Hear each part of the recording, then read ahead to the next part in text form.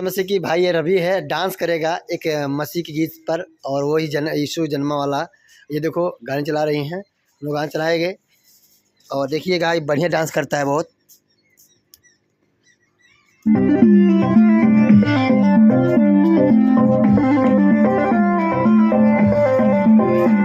बढ़िया डांस करता है।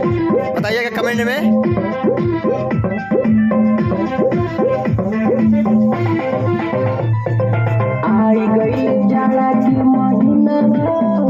इसुली होले जनम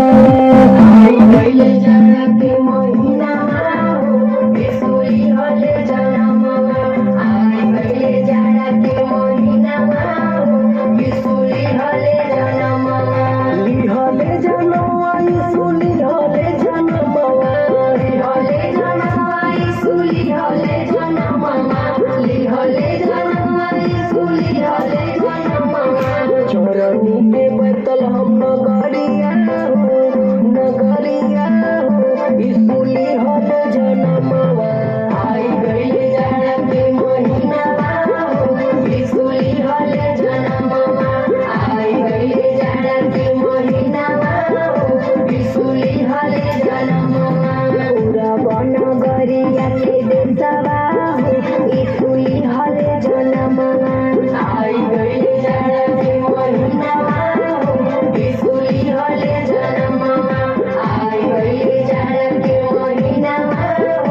इसुली होल जनमवा ली होल जनमवा इसुली होल जनमवा ली होल जनमवा इसुली होल जनमवा ली होल जनमवा इसुली होल जनमवा भइले धरती गगनमा इसुली होल जनमवा आई गइले जाड़ा के महीना इसुली होल जनमवा आई गइले जाड़ा के महीना इसुली होल जनमवा।